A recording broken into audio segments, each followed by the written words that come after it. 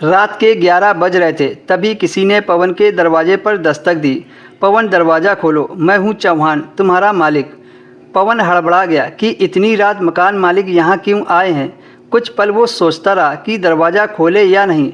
जब दरवाज़ा फिर से खटखटाया तो पवन बिस्तर पर से उठा और उसने दरवाज़ा खोल दिया।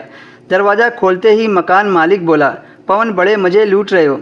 तभी मकान मालिक का भतीजा बोला, ज़रा हमको भी मज़ा ले लेने दो। उसने शराब पी रखी थी। मकान मालिक मुस्कुरा रहा था और उसका भतीजा ललचाई नज़रों से पवन की पत्नी को देख रहा था। मकान मालिक अंदर घुसते हुए बोला, आज की रात मेरा भतीजा नीरज यहीं सोएगा। नीरज के मुंह से शराब की बू बहुत बुरी तरह से आ रही थी और साथ में अपने हाथ में शराब की बोतल भी पकड़े था। मेज पर शराब की बोतल रखकर नीरज बिस्तर पर लेट गया और बहकी हुई आवाज़ में बोला, कहाँ है तुम्हारी नकली बीबी? आज तो हमें उससे ही मिलना है। पवन ने नीरज को समझाते हुए कहा, देखो नीरज, नीतू की तबीयत खराब है और वो अपने कमरे में सो रही है।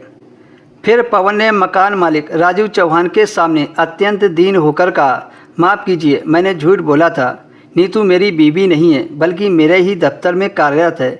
उसे भी मकान की ज़रूरत थी और आप सिर्फ शादीशुदा वालों को ही मकान देते थे, इसलिए हमने आपसे झूठ बोला कि नीतू मेरी पत्नी है और हम शादीशुदा हैं। यह मेरी गलती है कि मैंने आपसे झूठ बोला। आप कहें तो कल ही मैं आपका मकान खाली कर दूंगा। तभी नीरज नशे में बोल पड़ा, छोड़ यार, मकान खाली करने को कौन बोल रहा है? मुझे तो सिर्फ नीतू चाहिए। तुम अकेले अकेले मुझे लूटते हो, आज हमें भी उसका स्वाद चखने दो। नीरज बोलता हुआ नीतू के कमरे में जाने की कोशिश की तो पता चला कि दरवाज़ा अंदर से बंद था।